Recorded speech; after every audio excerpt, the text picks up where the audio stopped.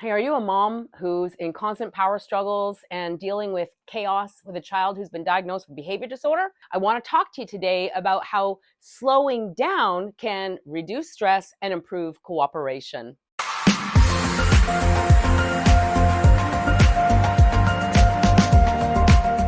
Now, over the next 10 minutes or so, I'm going to share tips with you how aligning your expectations with your child's development and needs will create more peace and harmony in your home. I'm Bonnie Liotta, and if you've been watching us for a while, we just released a 90-minute masterclass that will share with you our exact 3-part framework to reclaim peace in your home, allowing you to break through defiance in 90 days or less.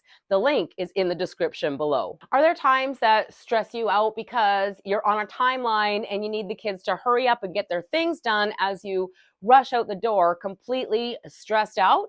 Well, I'm going to share a story with you today from a client of ours and a lifelong childhood friend of mine. She has both her psychology and philosophy degrees. She's raising a 14-year-old plus 3 of her grandchildren, and she works in a child care facility where she deals with 14 children a day. When she came to us, she was stressed to the max. The first thing we did was have her slow down so she could speed up. Hang on, I'm going for those glasses.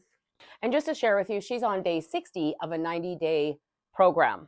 The homework assignment was how to effectively communicate with your children. Share your stories of implementing this approach. Focus on praising one positive aspect, guiding towards improvement, ignoring the negative, and incorporating the challenges and successes you encounter as you navigate this process. She says, as I am learning how to implement this new approach, I can share a story of my son Dylan, 14, wanting to use his MetaQuest video game. Dylan has been tasked with the cleaning up of his room. He does not want to clean up his room. He knows he needs to clean up his room in order for MetaQuest to show up. Now, yesterday, I just shared a video you can find over here on how to create a unified parent-approved plan. And this is what she's talking about here. But it will fill in the blanks of slowing down to speed up. She says, after a few minutes, I go downstairs to find Dylan has picked up most of his clothes, thrown them at the laundry room door. He also put some books on a shelf, threw his blankets on his bed. I let Dylan know that he would be welcome to use his tech for half an hour for the work he had accomplished. Instead of saying, no, you can't have your video game because you didn't clean up your room like I asked you to, and then causing this whole big power struggle, she praised him for what he did do, and she went back to their parent-approved plan on what exactly he needs to do to have the whole day on the video game if you want to. However, I said, if you would put this, and this away, I would let you play till supper. Now, we would frame it more of when you put this, and this away, you're choosing to be able to have your video game until supper.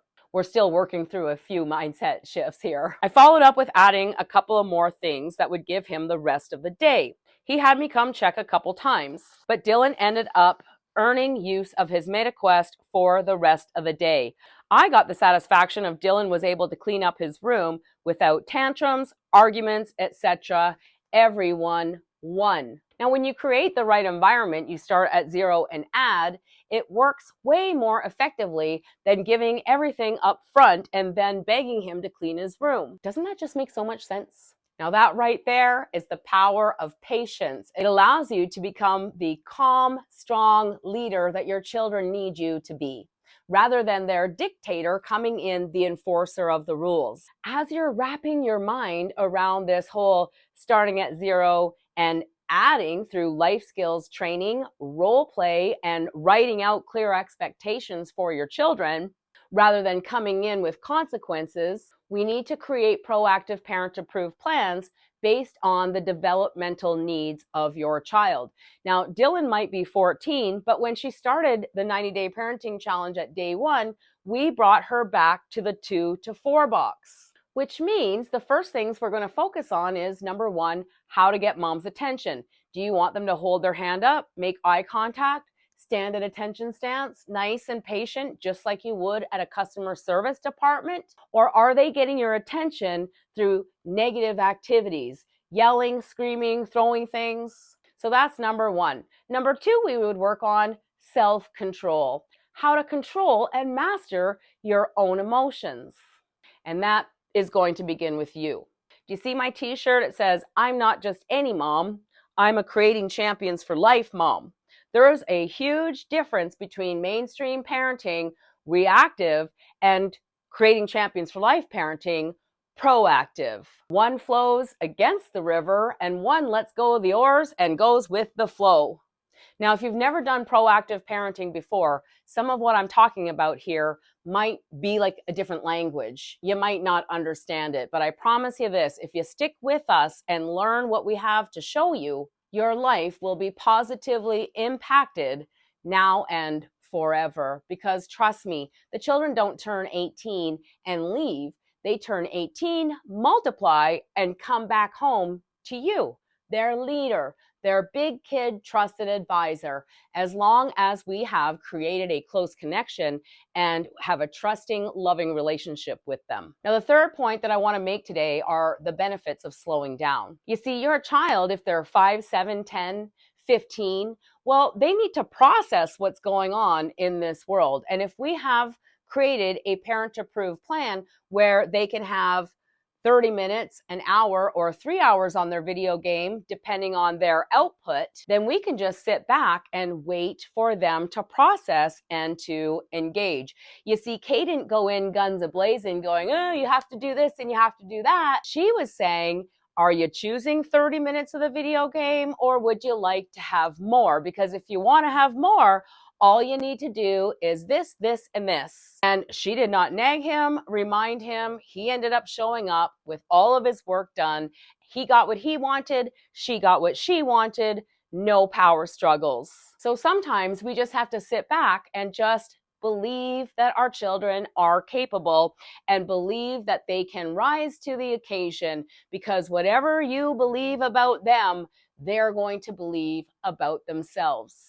So to recap, we talked about the power of patience, which works a lot better when you have a parent-approved plan.